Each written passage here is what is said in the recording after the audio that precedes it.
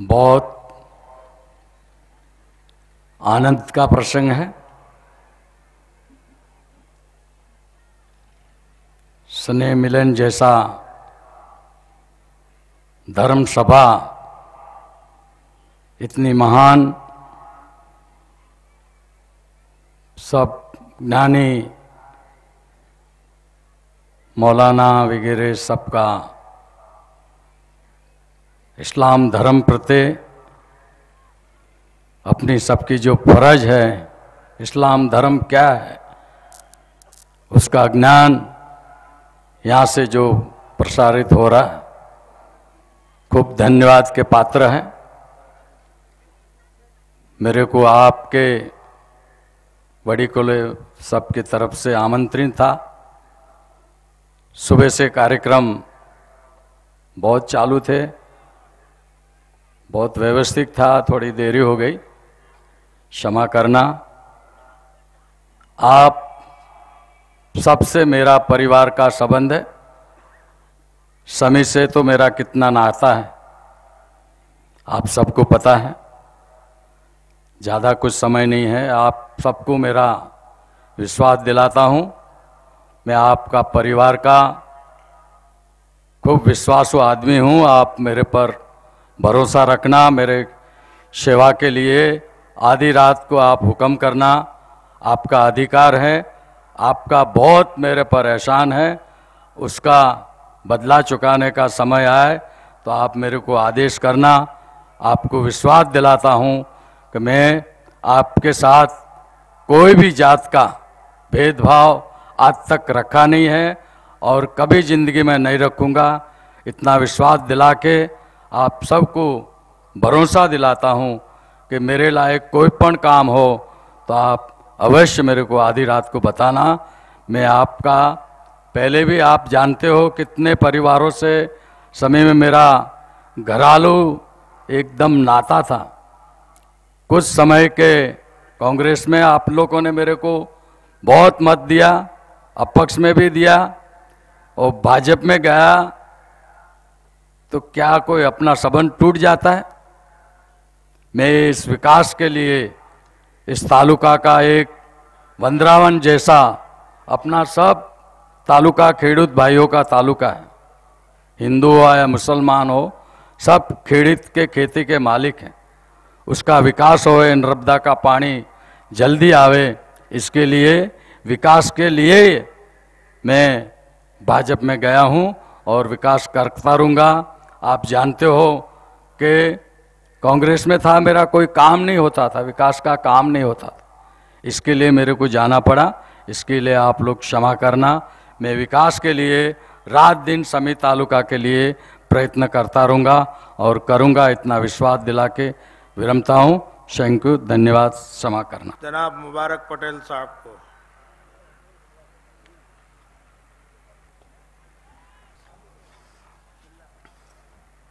अस्सलामु अलैकुम। ऐ खुदा तू है सबसे बड़ा, ऐ खुदा तू है सबसे बड़ा, तेरा हम सर कोई और न साथी तेरा, ऐ खुदा तू है सबसे बड़ा, ऐ खुदा तू है सबसे बड़ा। तूने क्या कुछ न दुनिया में हमको दिया, तूने क्या कुछ न दुनिया में हमको दिया, सारी उम्मत पे तेरा है साया हुआ, सारी उम्मत पे तेरा है साया हुआ। ये बड़ा फज़्ल है हम पे ऐ किबरिया, ये बड़ा फज़्ल है हम पे ऐ किबरिया, किस तरह हम करें तेरा शुक्र अदा। ऐ खुदा तू है सबसे बड़ा, تیرا ہم سر کوئی اور نہ ساتھی تیرا، اے خدا تو ہے سب سے بڑا، اے خدا تو ہے سب سے بڑا۔ جو شفا ہے سراسر تیرا نور ہے، جو شفا ہے سراسر تیرا نور ہے، جو کتاب ہدایت ہے منشور ہے، جو کتاب ہدایت ہے منشور ہے، جس کا ہر لفظ تحریق سے پاک ہے، جس کا ہر لفظ تحریق سے پاک ہے، جس کی تو نے حفاظت کا وعدہ کیا، اے خدا تو ہے سب سے بڑا، تیرا ہم سر کوئی اور نہ ثانی تیرا، اے خدا تو ہے سب سے بڑا، اے خدا تو ہے سب سے بڑا۔ تیری رحمت کا کوئی ٹھکانہ نہیں، تیری رحمت کا کوئی ٹھکانہ نہیں، ہم جھکائیں نہ کیوں تیرے در پہ جبیں، ہم جھکائیں نہ کیوں تیرے در پہ جبیں، تو خطا پوش ہے بالیقین بالیقین، تو خطا پوش ہے بالیقین بالیقین، ہم کو درکار ہے بس تیرا آسرا، اے خدا تو ہے سب سے بڑا، تیرا ہم سر کوئی اور نہ ساتھی تیرا، اے خدا تو ہے سب سے بڑا، اے خدا تو ہے سب سے بڑا۔ سب ہے مانگ تیرے در کے شاہ و گدا، سب ہے مانگ تیرے در کے شاہ و گدا، تیرے محتاج سب انبیاء اولیاء، تیرے محتاج سب انبیاء اولیاء، سب کو دیتا ہے تو سب پہ تیری عطا، سب کو دیتا ہے تو سب پہ تیری عطا، تو ہی مشکل کشا تو ہی حاجت رواں، اے خدا تو ہے سب سے بڑا، تیرا ہم سر کوئی اور نہ ساتھی تیرا، اے خدا تو ہے سب سے بڑا، اے خدا تو ہے سب سے بڑا۔ آسماں پہ چمکتی ہوئی کہکشاں، آسماں پہ چمکتی ہوئی کہکشاں، جا بجا ہے مہکتے ہوئے گلستاں، جا بجا ہے مہکتے ہوئے گلستاں، لہلہاتی ہوئی ہر کہیں کھیتیاں، لہلہاتی ہوئی ہر کہیں کھیتیاں، سب سے ہوتی صدا تیری حمد و ثنا، اے خدا تو ہے سب سے بڑا، تیرا ہم سر کوئی اور نہ ثانی تیرا، اے خدا تو ہے سب سے بڑا، اے خدا تو ہے سب سے بڑا۔ جس پہ چلتے رہے انبیاء اولیاء، جس پہ چلتے رہے انبیاء اولیاء، راستہ وہ ہدایت کا ہم کو دکھا، راستہ وہ ہدایت کا ہم کو دکھا، گمراہی میں نہ کر تو ہمیں مبتلا، گمراہی میں نہ کر تو ہمیں مبتلا، ہو دلوں میں نور تیرا جلوہ نما، اے خدا تو ہے سب سے بڑا، تیرا ہم سر کوئی اور نہ ساتھی تیرا، اے خدا تو ہے سب سے بڑا، اے خدا تو ہے سب سے بڑا۔ موت کے دشت نے زندگانی روا، موت کے دشت نے زندگانی روا، جس میں گونجے ہما وقت صوت اذاں، جس میں گونجے ہما وقت صوت اذاں، قافلہ قافلہ کارواں کارواں، قافلہ قافلہ کارواں کارواں، تا قیامت رہے یہ جہاں کی صدا، اے خدا تو ہے سب سے بڑا، تیرا ہم سر کوئی اور نہ ثانی تیرا، اے خدا تو ہے سب سے بڑا، اے خدا تو ہے سب سے بڑا۔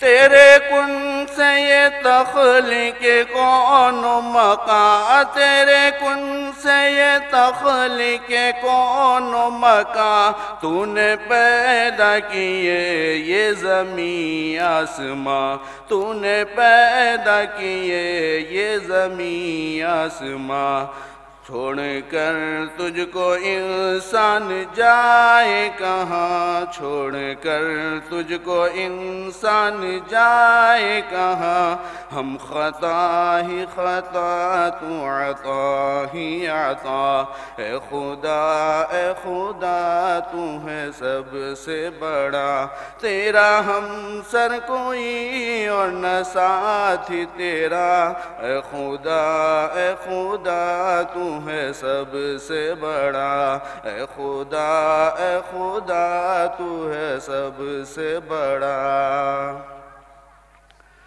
یہ وطن اہل ایمان کا ہے اشیاء، یہ وطن اہل ایمان کا ہے اشیاء، اس میں توحید و سنت و روح رواں، اس میں توحید و سنت و روح رواں، اس گلستان میں آنے نہ پائے فضا، اس گلستان میں آنے نہ پائے فضا، دل دھڑکتے رہے دشمنوں کے صدا، اے خدا تو ہے سب سے بڑا، تیرا ہم سر کوئی اور نہ ثانی تیرا، اے خدا تو ہے سب سے بڑا، صرف تیری مدد کا ہمیں آسرا، اے خدا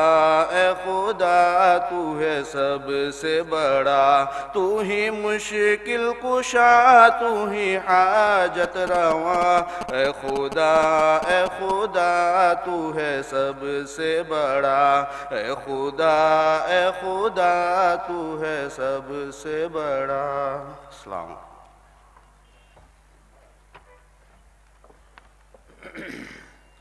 تلاوت قرآن کریم اور اللہ کی بارگاہ میں مناجات کے بعد اب تقریر کا سلسلہ شروع ہو رہا ہے، اور اس نشست کے ہمارے پہلے مہمان مقرر ہیں فضیلت الشیخ نور الدین سید حفظہ اللہ تعالی۔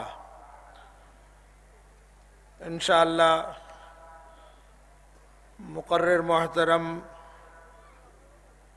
آپ حضرات کے سامنے امن و شانتی کے لیے قرآنی تعلیمات کا نفاذ ضروری، اس عنوان پر گفتگو فرمائیں گے ہمارے محترم مہمان مقرر فضیلت الشیخ نور الدین سید صاحب، مہاراشٹر کے ضلع ستارہ کے رائے گاؤں سے تعلق رکھتے ہیں۔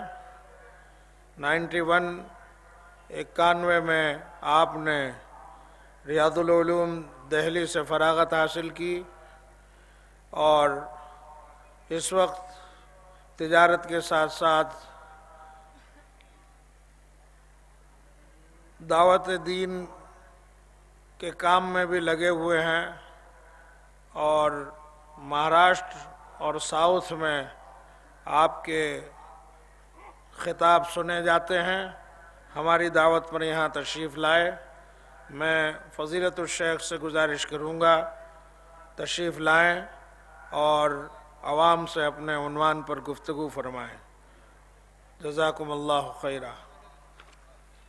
الحمد للہ الذی انزل علی عبدہ الکتاب وأخرج الناس من الجهل والضلال إلى نور العلم والهدى أحمده سبحانه وأشكر نشهد أن لا إله إلا الله وحده لا شريك له ونشهد أن محمدا عبده ورسوله اللهم صل على عبدك ورسولك محمد صلى الله عليه وسلم وعلى آله وأصحابه أجمعين اما بعد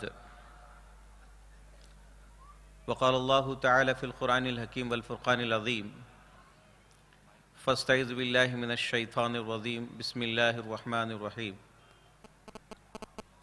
الف لام ميم ذلك الكتاب لا ريب فيه هدى للمتقين الذين يؤمنون بالغيب ويقيمون الصلاة ومما رزقناهم ينفقون والذين يؤمنون بما أنزل إليك وما أنزل من قبلك وبالآخرة هم يوقنون أولئك على هدى من ربهم وأولئك هم المفلحون۔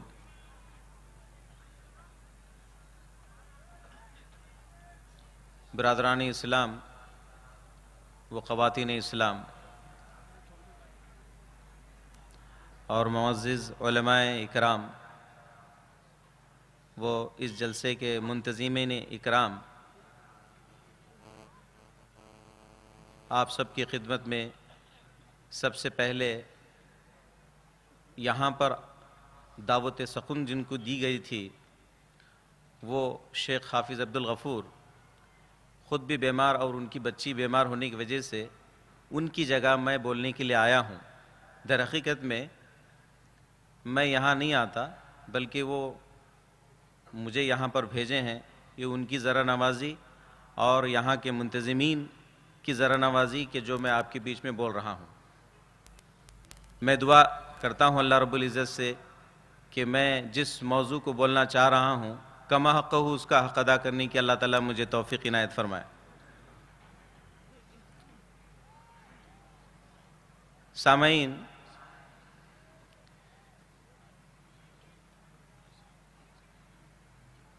بنیادی بات سمجھنے کے لیے ہلکے پھلکے انداز میں کسی بھی کتاب کو سمجھنے کے لیے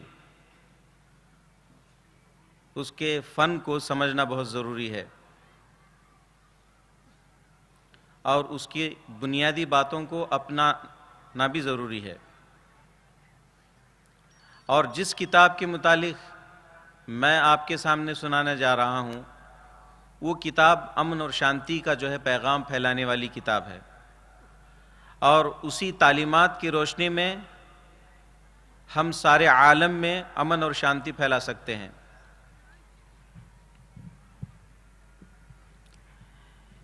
یہ وہ کتاب ہے جس کتاب کی بدولت اللہ نے انسان کو گمراہیوں سے نکال کر ہدایت کی طرف بڑھایا۔ اللہ کا بے حد ہم پر کرم اور احسان کہ جس نے اس کتاب کے ذریعے سے تمام انسانوں کو ہدایت کے دولت سے مالا مال کیا، اور اسی کتاب کی بدولت گمراہیوں سے نکال کر راہ راست پر لگایا، اندھیریوں سے نکال کر نور کی طرف بڑھایا، اور اس کتاب کے ساتھ آخری نبی حضرت محمد مصطفیٰ صلی اللہ علیہ وسلم کو مبعوث کیا، جن کی آمد سارے جہاں کے لیے رحمت ہے، جن کی آمد سارے جہاں کے لیے رحمت ہے۔ اس کتاب کو قولاً فعلاً آپ نے سمجھایا، اس کی تشریح کی، اس کی تعویل کی، اس کی ترجمانی کی۔ حضور اکرم صلی اللہ علیہ وسلم کی ذات گرامی پر جن کی آمد سارے جہاں کے لیے رحمت اور ہمارے لیے رحمت، تو آپ کی ذات گرامی پر ان گنت درود و سلام ہو۔ سامعین، اس کتاب کو جیسا کہ بحیثیت مسلمان حق بنتا ہے اس کتاب سے رشتہ جوڑنے کا، کیا اس کتاب سے ہمارا رشتہ ہے جیسا کہ ہونا چاہیے؟ ایک سوالیہ نشان۔ اگر ایسا رشتہ ہے جیسا کہ ہونا ہے تو یقیناً وہ مسلمان امن کا پیمبر ہے۔ اگر اس کا رشتہ ایسا نہیں ہے تو برائے نام مسلمان ہے۔ اس کے لیے ضروری ہے کہ اس کتاب کو سمجھے، اس کتاب کو سمجھنے کے بعد اپنی زندگی میں نافذ کریں۔ اللہ کے نبی صلی اللہ علیہ وسلم کا دنیا میں تشریف لانے کا مقصد کیا ہے؟ وَيُزَكِّيهِمْ وَيُعَلِّمُهُمُ الْكِتَابَ وَالْحِكْمَةَ، تزکیہ نفس، کتاب اللہ کے ذریعے سے تعلیم و حکمت۔ اور قرآن میں ایک جگہ اللہ تعالیٰ نے کیا فرمایا؟ وَكُونُوا رَبَّانِينَ، ربانی بنانے کے لیے اللہ کے نبی دنیا میں آئے۔ ربانی کسے کہتے ہیں؟ ربانی وہ ہے جو خیر کو سیکھے، بھلائی کو سیکھے اور اس پر عمل کرے اور خیر اور بھلائی کو پہنچائے، اسے ربانی کہتے ہیں۔ ربانی کون ہے؟ جو خیر اور بھلائی کو سیکھے اور اس پر عمل کرے اور دوسروں تک پہنچائے، وہ ربانی ہے۔ اور اسی لیے اللہ کے نبی صلی اللہ علیہ وسلم دنیا میں تشریف لے آئے کہ تمام انسان جو ہے ربانی بنے۔ اب بحیثیت مسلمان اپنا جائزہ لیں کہ ہم واقعتاً ربانی ہیں کیا؟ ربانی بننے کے لیے، تزکیہ نفس کے لیے کیا ضروری ہے؟ کتاب اللہ کی تلاوت سمجھ کر، اور عاقل بننے کے لیے، سمجھدار بننے کے لیے کتاب اللہ کی تلاوت سمجھ کر پڑھنے کی صورت میں ہی جو ہے وہ عقل مند بن سکتا ہے، اور وہ صحیح راستے پر چل سکتا ہے اور امن کے راستے پر چل سکتا ہے۔ تو اس کتاب کو سمجھنے کے لیے، اس کتاب کی تعلیمات کو اپنے دل و دماغ میں لانے کے لیے کیا ضروری ہے؟ اللہ تعالیٰ خود دوسری سورت کے اندر اس کا ذکر کر دیا۔ انہی آیات کی روشنی میں میں چند باتیں آپ کے سامنے عرض کرنے جا رہا ہوں۔ اللہ تعالیٰ جو باتیں میں عرض کر رہا ہوں، مجھے اور آپ کو ان باتوں پر عمل کرنے کی توفیق عنایت فرمائے۔ الف لام میم حروف مقطعات میں سے ایک حرف مقطع ہے، ذالک الکتاب لا ریب۔ یہ وہ کتاب ہے جو شک سے خالی ہے۔ یہ بالکل ایک چھوٹا سا جملہ نظر آتا ہے کہ شک سے خالی ہے کتاب۔ جب مسلمان اس کتاب کو پڑھتا ہے، اگر وہ صرف پڑھتا ہے تو اس کی کوئی حقیقت نہیں ہے، اگر دل سے اس کو تسلیم کرتا ہے تو ظاہر ہوتا ہے اس کے عمل سے۔ آج مسلمان قرآن کی تلاوت کرتا ہے ذالک الکتاب لا ریب، یہ وہ کتاب ہے جو شک سے خالی ہے، لیکن عملاً اس کی نفی کرتا ہے۔ کتاب اللہ کی تلاوت کر رہا ہے اس طرح سے کہ یہ کتاب بالکل شک سے خالی ہے، یقیناً یہ کتاب جو ہے شک سے خالی ہے۔ کیا مسلمان اپنے عملی زندگی میں کتاب کے ساتھ ایسا رشتہ ہے جیسا کہ وہ زبان سے کہتا ہے؟ تو اس لیے بنیادی شرط یہ ہے کہ مسلمان بحیثیت مسلمان اپنا تعلق قرآن سے جوڑنے کے لیے، اپنے آپ کو امن کا پیمبر بنانے کے لیے ضروری ہے کہ اس امن کو سمجھنے کے لیے، سلامتی کے راستے کو سمجھنے کے لیے، فیوز و برکات قرآن سے حاصل کرنے کے لیے قرآن پر مکمل یقین کرے۔ یقین کرنے کا مطلب کیا ہے؟ اس کو اپنی زندگی میں نافذ کریں، کسی بات پر شک نہ کریں، چوں چرا نہ کریں، ہیل و خال نہ کریں۔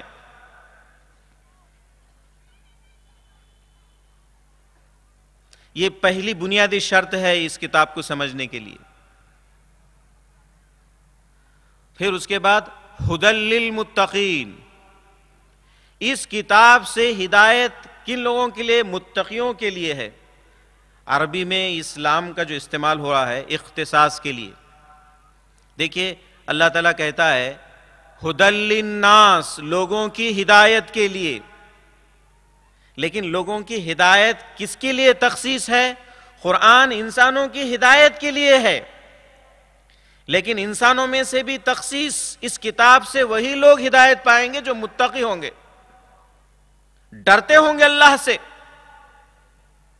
اپنے آپ کو بچاتے ہوں گے تمام برائیوں سے، اپنے آپ کو تمام بے حیائیاں اور برائیوں سے بچاتے ہوئے اپنی زندگی جو بسر کرتے ہوئے اس کتاب کو سمجھنے کی کوشش کرتے ہیں، یقیناً وہ کتاب ان کو سمجھ میں آئے گی، اس کے فیوز و برکات سے وہ مستفید ہوں گے۔ کیونکہ کتاب کو سمجھنے کے لیے ضروری ہے کہ اللہ کا خوف ہمارے دل میں ہو، اور خوف جب پیدا ہوتا ہے تو آدمی پرہیز کرتا ہے۔ شوگر بڑھ گیا تو شوگر کھانا کم کرتا ہے، نمک بڑھ گیا تو نمک کھانا کم کرتا ہے، کیونکہ اسے ڈر ہے اپنی زندگی کا۔ اسی طرح خدا کا خوف دل میں پیدا ہو جائے تو خدا کا کلام سمجھنا آسان ہے، اور خدا کے کلام پر عمل پیرا ہونا آسان ہے۔ یہ دوسری شرط ہے کتاب اللہ سے فیض حاصل کرنے کے لیے، کتاب اللہ کے تمام باتوں کو سمجھنے کے لیے یہ دوسری شرط ہے کہ ہمارے دل میں خدا کا خوف ہو۔ ایک کامل یقین کے ساتھ کتاب اللہ کو جب کھول کر پڑھتا ہے اللہ کے ڈر کے ساتھ تو یقیناً کتاب اس کے دل میں اترے گی۔ نزل بہ روح الامین علی قلبک، قرآن کا نزول کہاں ہوا ہے؟ اللہ کے نبی کے سینے پر ہوا ہے، سینے پر ہوا ہے، اور سینے کی اصلاحی کے لیے قرآن نازل ہوا ہے۔ اللہ خود کہتا ہے وَنَفْسٍ وَمَا سَوَّاهَا فَأَلْحَمَهَا فُجُورَهَا وَتَقْوَاهَا قَدْ أَفْلَحَ مَنْ زَكَّاهَا وَقَدْ خَابَ مَنْ دَسَّاهَا۔ یہ سینے میں اللہ تعالیٰ نے دو باتوں کا الہام کیا ہے، تقویٰ بھی اور شرارت بھی۔ شرارت کو کب ڈراتا ہے، شرارت کو کب دباتا ہے بندہ؟ جب اللہ کا خوف دل میں ہو۔ اللہ کا خوف دل میں ہوتا ہے تو دل میں جو شرارتیں پنپتی ہیں اس کو وہ دباتا ہے، کیونکہ اس کے دل میں خدا کا خوف ہے۔ شیطان ہمارے پیچھے لگا ہوا ہے، شیطان ہمیشہ ہمیں برائیوں کے لیے اسکاتا ہے، بے حیائی کے لیے اسکاتا ہے، شرارت کے لیے اسکاتا ہے، ستانے کے لیے اسکاتا ہے۔ اس کے باوجود اپنے نفس کو دبانا یہ تقویٰ ہے۔ جس نے اپنے نفس کو دبایا وہ کامیاب۔ ایسی صورت میں یقیناً اس کے لیے کتاب اللہ سمجھنا آسان۔ یہ دوسری شرط ہے۔ تیسری شرط کیا ہے؟ الذین یؤمنون بالغیب، جو لوگ، الذی اس میں موصولہ ہے، اس کی جمع الذین. جو لوگ، یہاں کوئی خاص بتایا نہیں اللہ تعالیٰ کہ مسلمان، یہودی، ایسا نہیں. جو لوگ، جو بھی شخص اللہ کی کتاب پر ایمان لے آتے ہوئے، اللہ کا خوف دل میں رکھتے ہوئے غیب پر ایمان لائے گا، یقیناً اس کے لیے کتاب سمجھنا آسان ہوگا. جو بھی غیب پر، غیب کیا ہے؟ غیب وہ جو ہمارے عقل سے ورا ہو، حواس خمسہ اس بات کا ادراک نہ کرتی ہو، وہ ہے غیب. اور غیب کو سمجھنے کے لیے وحی کی ضرورت ہے. غیب کو سمجھنے کے لیے کیا ہے؟ وحی کی ضرورت ہے. وحی پر ایمان لے آئیں گے تو وحی کے برکات و ثمرات سے ہم مستفیض ہوں گے. جنت کا ذکر، دوزخ کا ذکر، ملائک کا ذکر، جنت کے نعمتوں کا، دوزخ کے عذابات کا ذکر قرآن کریم میں ہے. ہم نے جنت کو نہیں دیکھا، دوزخ کو نہیں دیکھا، فرشتوں کو نہیں دیکھا، اللہ کو نہیں دیکھا. کامل یقین کے ساتھ کہ اللہ ہے، جنت ہے، دوزخ ہے، فرشتے ہیں، ایسا مکمل غیب پر ایمان لے آتے ہوئے کتاب اللہ کی جو بھی تلاوت کریں گے، یقیناً یہ امن والی کتاب، یہ شانتی والی کتاب، یہ سلامتی والی کتاب سے ہم ضرور فائدہ اٹھائیں گے. خود بھی جو ہے سلامتی کے راستے پر چلیں گے. جہاں جہاں آپ چلیں گے وہاں وہاں آپ جو ہے سلامتی پھیلائیں گے.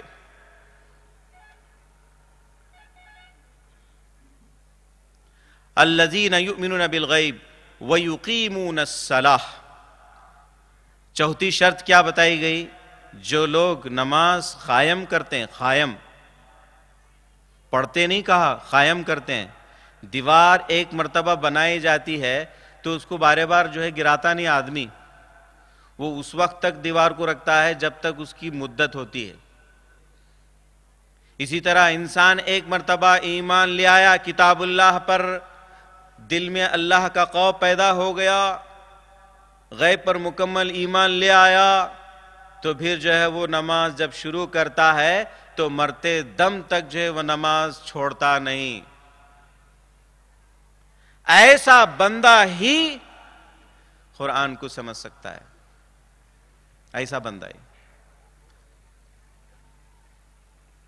کیونکہ نماز ایک ایسی عبادت ہے جو اللہ سے اپنا رشتہ جوڑے رکھنے کے لیے ایک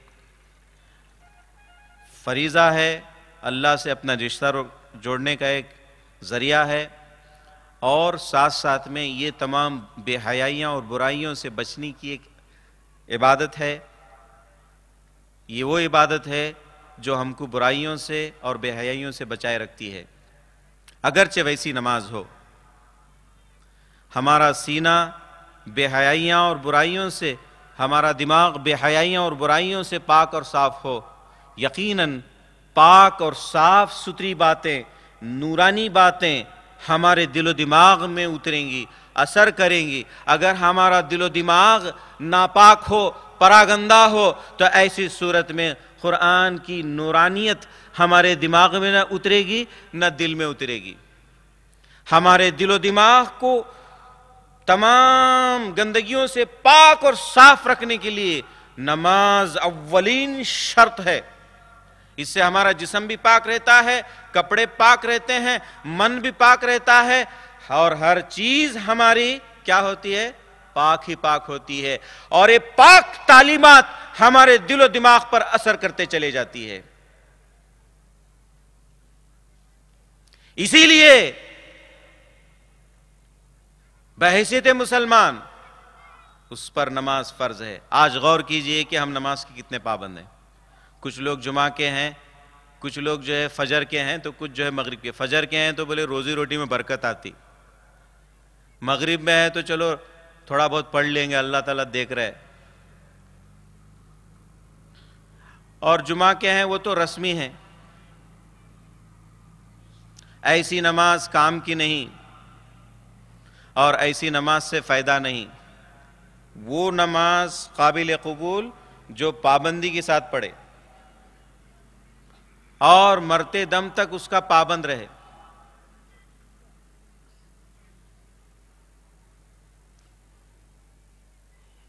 چوتھی شرط کے بعد جو ہے الذین یؤمنون بالغیب ویقیمون الصلاۃ ومما رزقناہم ينفقون. جو کچھ اللہ نے دیا ہے وہ اللہ کے راہ میں خرچ کرتے ہیں.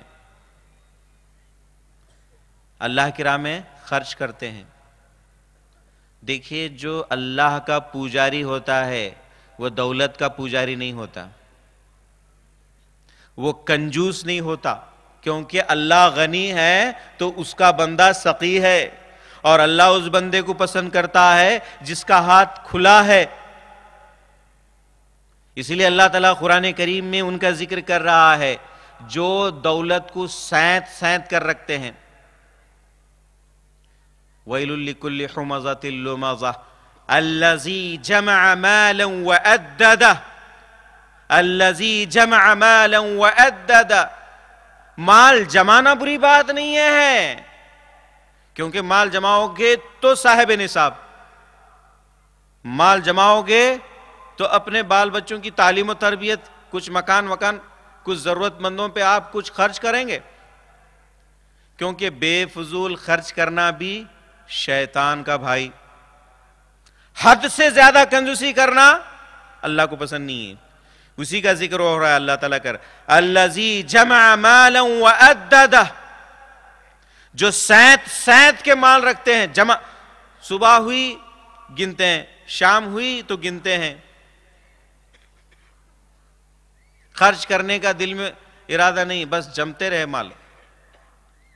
ایسوں کے لیے اللہ تعالیٰ ذکر کر رہا ہے. کیا کر رہا ہے؟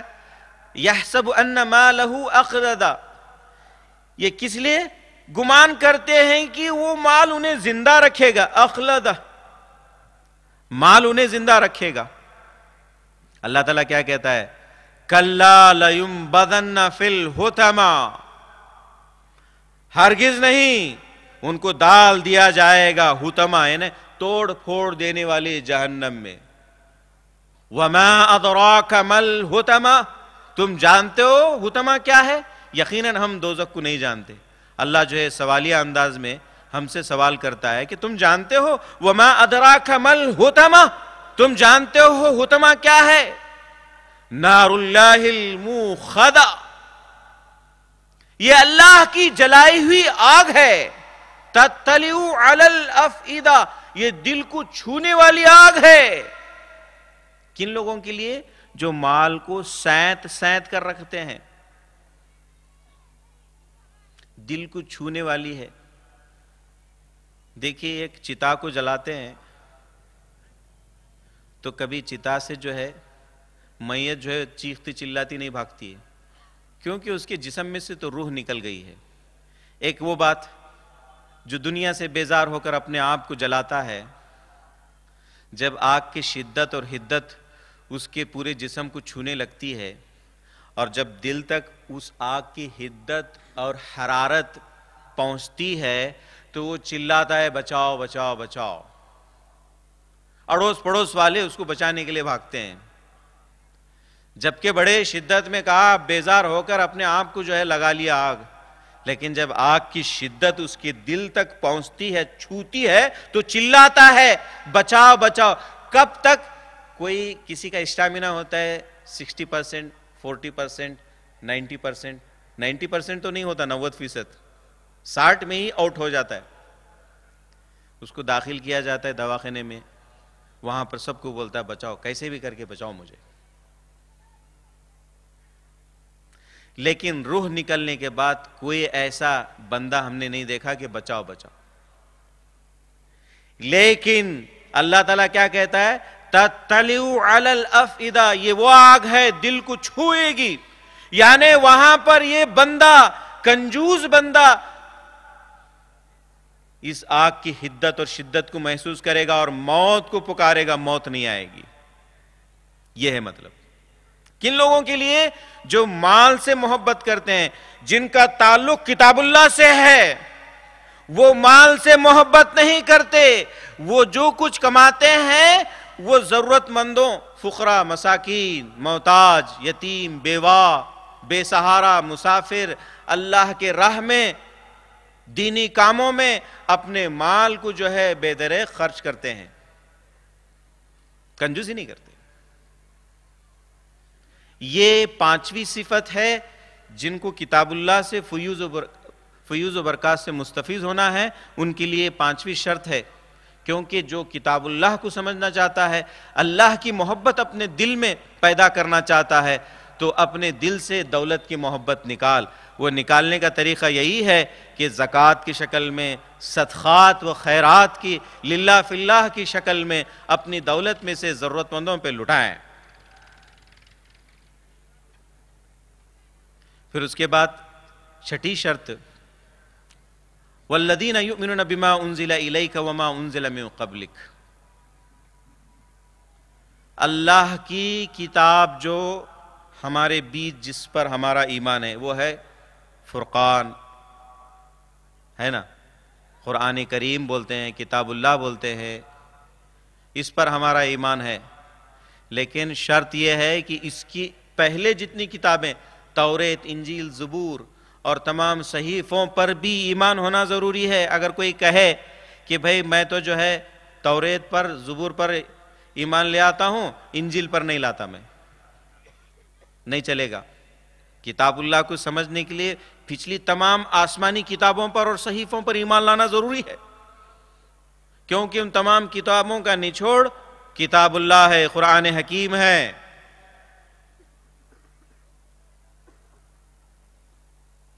اس کتاب سے فائدہ حاصل کرنے کے لیے تمام پہلی امتوں پر کتابیں جو نازل ہوئی، ہدایت نامے، ان تمام ہدایت ناموں پر بھی ہمارا ایمان شرط ہے، لیکن عمل صرف کتاب اللہ پر۔ چھٹی شرط کے بعد ساتویں شرط، وَبِالْآخِرَةِ هُمْ يُوقِنُونَ، اور قیامت پر یقین کرتے ہیں۔ کتاب اللہ سے فیوز و برکات حاصل کرنے والوں کے لیے ضروری ہے کہ قیامت پر مکمل یقین ہو۔ اس کے لیے مثلا ہم اپنے بچوں کو بہتر سے بہتر تعلیم دلانے کے لیے اپنی گاڑی کمائی زیادہ سے زیادہ لگاتے ہیں، اس یقین پر کہ ہمارا بچہ فلاں فلاں فلاں بنے گا اور وہ اپنی زندگی بھی اچھی گزارے گا اور ہماری بھی اچھی خدمت کرے گا۔ اس یقین کی بنیاد پر ہم اپنی گاڑی کمائی زیادہ سے زیادہ اس کی تعلیم پہ صرف کرتے ہیں، کیونکہ یقین ہے کہ 10 سال کے بعد، 20 سال کے بعد ہمارا بچہ قابل بنے گا۔ اسی طرح کامل یقین قیامت پر ہو کہ قیامت واقع ہونے والی ہے اور اس دن ہمارا حساب کتاب ہونے والا ہے۔ اگر ہم کتاب اللہ کے مطابق زندگی گزارے ہوں گے تو یقیناً ہمیں کامیابی نصیب ہوگی، اگر کتاب اللہ کے خلاف ہم اپنی زندگی گزارے ہوں گے تو ہمارے لیے جو ہے دردناک مقام ہے۔ میں قیامت کے متعلق چند باتیں آپ کے سامنے عرض کر دوں۔ قیامت تو آ چکی ہے ایک حدیث کی روشنی میں، اس کے بعد میں حاصل کلام چند الفاظوں میں پیش کرتا ہوں۔ اللہ کے رسول صلی اللہ علیہ وسلم سے حدیث اس طرح سے مروی ہے، اور یہ اول درجے کی حدیث ہے، جہاں امام مسلم وہ امام بخاری رحمۃ اللہ علیہ جس حدیث کو بیان کرے وہ اول درجے کی، وہ حدیث قیامت کے علامتوں کے متعلق ہے۔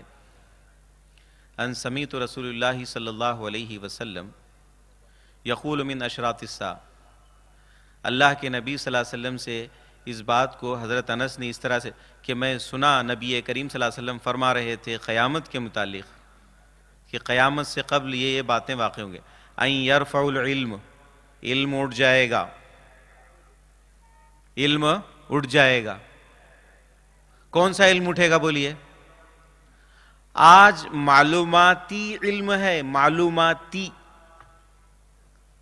کیا نباتات کیا ہے، کیمیکل کیا ہے، کیمسٹری کیا ہے، ایگریکلچر کیا ہے، فلاں کیا ہے، فلاں کیا ہے، یہ معلومات کائنات کی معلومات ہے. تہذیب و تمدن والا علم اٹھتے جائے گا. این یرفع العلم، کون سا علم اٹھے گا؟ انسانیت والا، امن والا، شانتی والا علم اٹھے گا. این یرفع العلم، اور اس کے نتیجے میں کیا ہے؟ وَيَكْسُرُ الْجَهْلِ، جاہلوں کی بہتات ہوگی. جاہلوں کی وجہ سے امن اور شانتی ختم ہو گئی ہے. ہمارے ایسے سردار ہیں جو خائن ہیں، جھوٹے ہیں،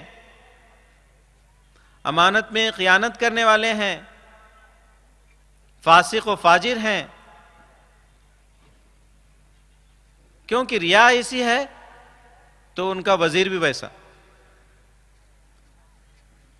آج یہ حالات ہمارے سامنے ہیں. کیوں؟ ہمارے بیچ میں سے علم اٹھ گیا ہے. ہمارے مسلمانوں کے بیچ میں جو ہے آپ دیکھیے امن اور شانتی والی زندگی، دوسروں کو چھوڑ دیجئے، ہمارے آپس میں مسلمانوں کی زندگی دیکھیے. صبح سے شام ہمارے مسلمانوں کے محلے میں دیکھیں گے تو بچوں کے بیچ میں جو ہے کیا حال ہے، عورتوں کے بیچ میں کیا حال ہے، محلے کے پڑوس میں مردوں کے حالات کیا ہے، عادات اخلاق کیسے ہیں، معاملات کیسے ہیں. یہ حالات اس طرح سے کیوں ہمارے معاشرے میں ہیں؟ علم نہ ہونے کی وجہ سے. اور ہمیں امن و سکون کیوں نہیں مل رہا ہے؟ ہم امن و سکون والے علم کو چھوڑ دیے ہیں. اس لیے اللہ کے نبی فرمایا کہ قیامت کے قریب علم اٹھ جائے گا. میں یہ قیامت پر یقین کرنے کے لیے حدیث بیان کر رہا ہوں کہ یقیناً قیامت میں ہم پہنچے ہیں، اس علامتوں کو ہم دیکھ رہے ہیں. آج ہمارا بچہ جو ہے کوئی ڈاکٹر ہے، انجینئر ہے، کوئی پروفیسر ہے، کوئی ٹیچر ہے، کوئی میکینیکل انجینئر ہے، کوئی فلاں ہے، کوئی کچھ اور ہے. بہرحال سب کچھ ہے. اگر کچھ نہیں ہے، ایک ڈاکٹر کیا ہے؟ جاہل ہے. ایک ٹیچر جاہل ہے. ایک تاجر جاہل ہے. ایک پروفیسر جاہل ہے. ایک وکیل جاہل ہے. وکیل قانون جو رائج انسان نے کیا اس قانون کا وہ ماہر ہے، قانون الہی سے وہ نابلد ہے، اس لیے وہ جاہل ہے. ڈاکٹر انسان کے پرزوں کا علم رکھتا ہے لیکن قانون الہی سے وہ نابلد ہے، اس لیے وہ جاہل ہے. میں اس لیے کہہ رہا ہوں امن اور شانتی پھیلانے کے لیے علم کا ہونا بہت ضروری ہے. اور وہ علم ہمیں حاصل ہوگا امن اور شانتی کا قرآن اور حدیث کی روشنی میں. اور جہالت کے نتیجے میں کیا کیا آئے آپ کو یہ بھی بتا دیتا ہوں. ہمارے بیچ میں کیا کیا شر پھیل رہا ہے. وَيَكْسُرُ الزِّنَا، زنا کثرت سے ہوگا. اب بولتے ہیں کہ بھی زنا کیسے کثرت سے ہوگا؟ ہے ریئل زنا کیا؟ نہیں. آج میڈیا ہمارے جو گھروں میں ہے نا، گھروں میں ایک نشست میں دادا بھی بیٹھا ہے، دادی بیٹھی ہے، پوترا پوتری بیٹھی ہے، ادھر بہو ادھر بیٹی بیٹھی ہے، نواسے نواسیاں بیٹھی ہوئی ہیں، اور ایک ساتھ جو ہے آن کر رہے ہیں اور سب بیٹھ کے دیکھ رہے ہیں. کیا ان سب کا ایک ساتھ میں زنا آنکھ کا ہو رہا ہے کہ نہیں؟ ہاتھ کا زنا ہو رہا ہے کہ نہیں؟ کسی غیر محرم کو غیر محرم عورت کو ناچتے ہوئے دیکھنا آنکھ کا زنا، اور اس سے دل میں سرور محسوس کرنا دل کا زنا ہے کہ نہیں؟ یہ اللہ کے نبی فرما رہے ہیں قیامت کے قریب کثرت سے زنا ہوگا. یہی تو ہے میڈیا. دیکھیے میڈیا بذات خود بری چیز نہیں ہے، لیکن اس کے ذریعے سے ہمارے گھروں میں بے حیائی گھروں میں آ چکی ہے. اس لیے اللہ کے نبی فرمایا کہ عورتیں خوابوں میں نہیں رہیں گی اور مرد جو ہے کیا ہوں گے؟ زن مرید، یعنی بیوی کے غلام ہوں گے. حالانکہ مرد کا مقام کیا ہے؟ اور رجال قوامون علی النساء، مرد عورتوں کے حاکم ہیں. اور نوجوانوں میں سے جہاد کا جذبہ، جہاد بولے تو غلط مطلب مت لیں، جہاد کے معنی کیا ہے؟ ہمیشہ اپنے نفسانی خواہشات کو دبانے کے لیے شیطان سے لڑنا، یہ ہے مجاہدہ. یہ نہیں کہ تلوار لے کے لڑنا. زندگی کے ہر لمحے شیطان کے شر سے اپنے آپ کو بچانے کے لیے لڑنا، یہ ہے مجاہدہ. آج یہ نوجوانوں میں نہیں دکھ رہا. ہمارے نوجوان پھسپھسے، کمزور، بات بات میں چڑچڑاپن. کیوں؟ تمباکو، گھٹکا، بیڑی، سگریٹ، یہ ساری بری لتیں ہیں اور کھوکھلے جسم ہیں. اس لیے ان کے اندر سے جو ہے اچھا جذبہ ختم ہو گیا. اچھا جذبہ ہی مجاہدہ.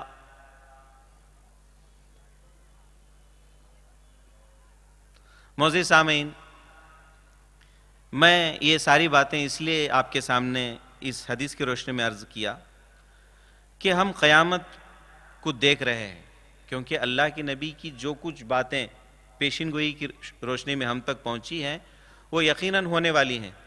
اس کا مطلب کیا کہ ہونے والی ہیں تو اس کو ہونے دینا چاہیے کیا؟ نہیں. اس کا مطلب یہ ہے کہ اللہ کے نبی ایمان والوں کو خبردار کر رہے ہیں کہ اے ایمان والو، دیکھو ایسے حالات ہوں گے قیامت کے قریب.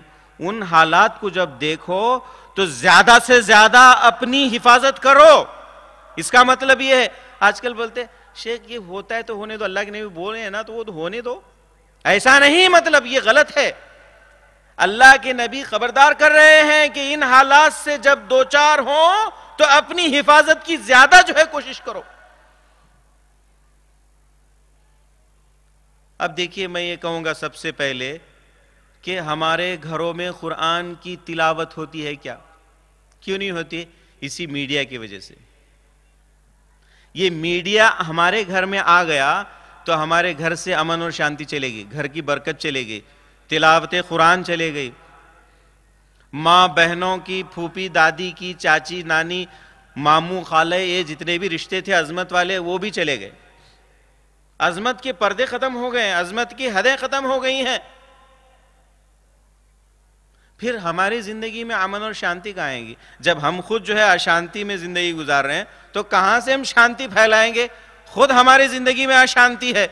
شانتی جبھی ہم لا سکتے ہیں جب ہمارے اندر شانتی ہو، ہمارے من جو ہے اجول ہوں، وَيُزَكِّيهِمْ، پاک صاف ہوں، ستھرے ہوں.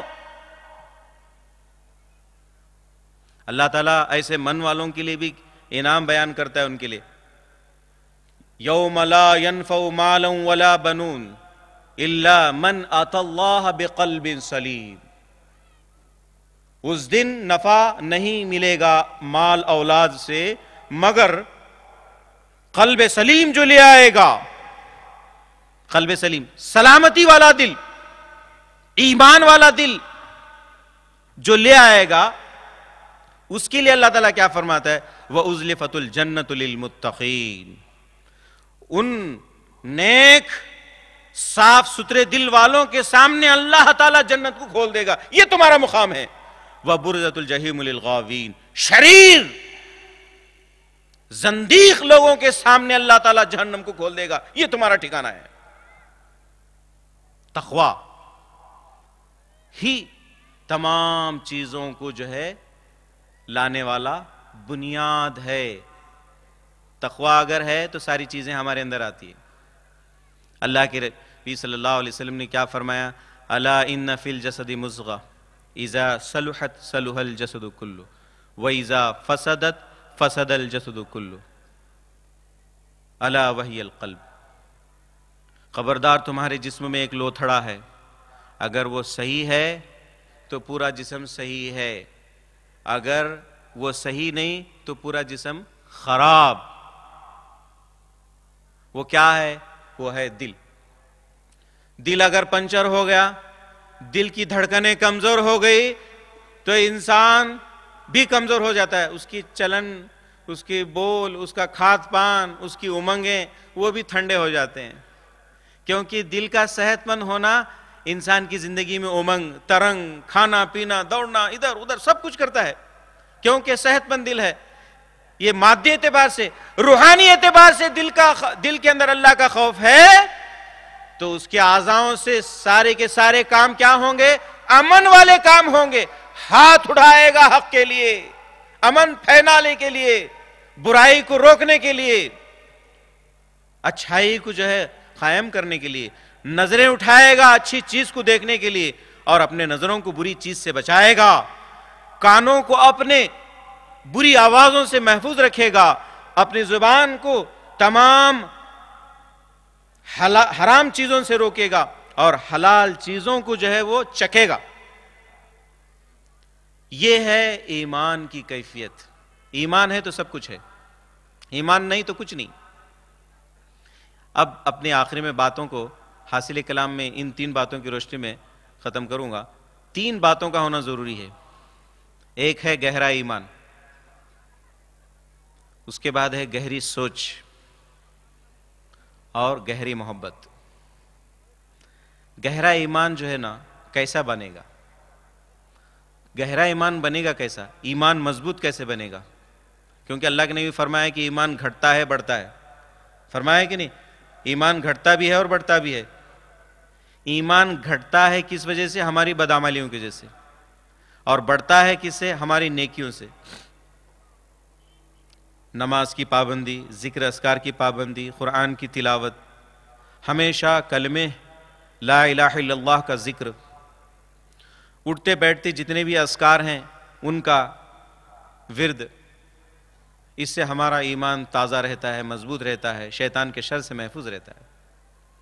گہری سوچ، قرآن حدیث کا مطالعہ. قرآن حدیث کا اگر گہرائی سے مطالعہ کریں تو ہماری سوچ گہری ہو جاتی ہے.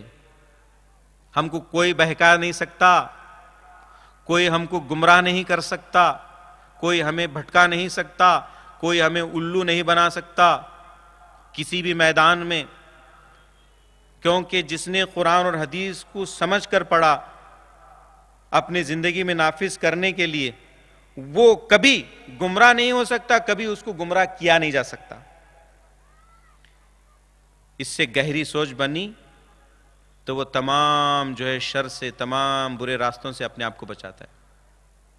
اور پھر اس کے بعد گہری محبت.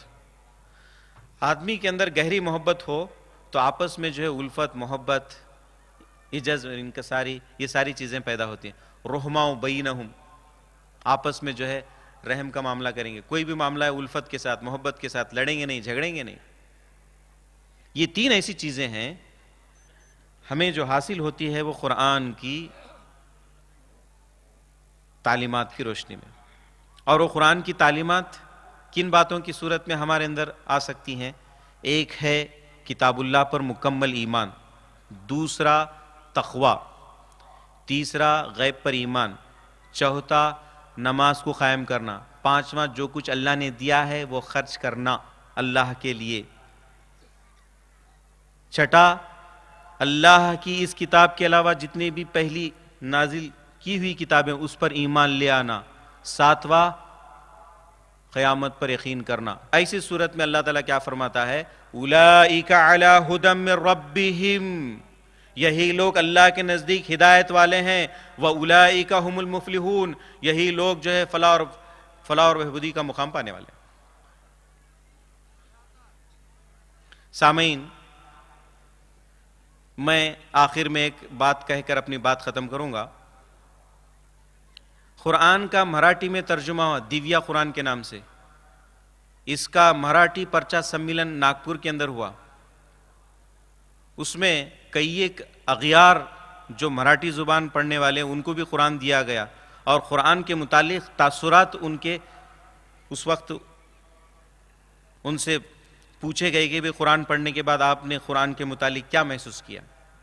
میں اس منسٹر کا بھی نام لے دیتا ہوں، شیو سینے کا جو ہے مورے سادے، جو ممبر آف پارلیمنٹ، یہ بھی جو ہے قرآن کو مراٹھی میں مکمل پڑھنے کے بعد اپنے تاثرات پیش کیا.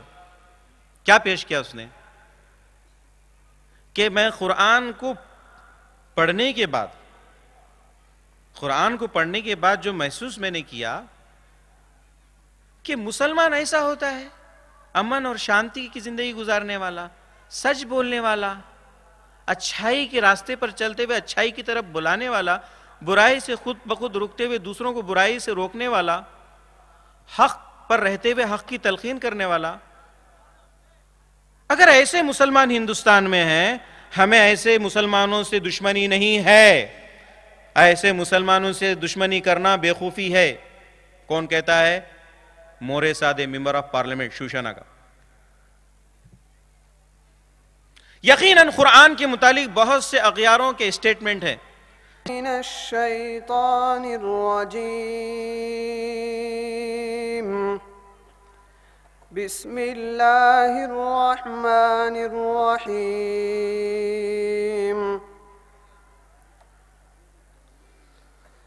ان فی خلق السماوات والارض واختلاف اللیل والنہار لآیات لأولی الالباب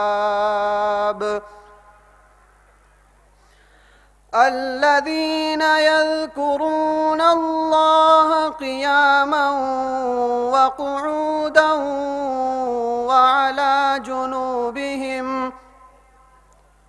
وعلى جنوبهم ويتفكرون في خلق السماوات والأرض ربنا ما خلقت هذا باطلا سبحانك فقنا عذاب النار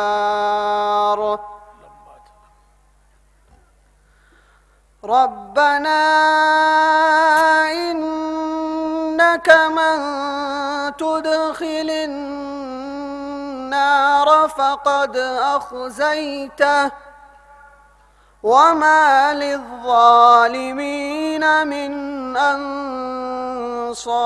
أنصار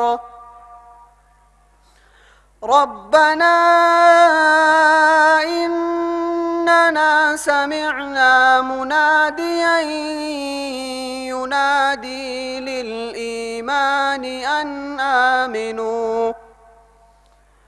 أن آمنوا بربكم فآمنا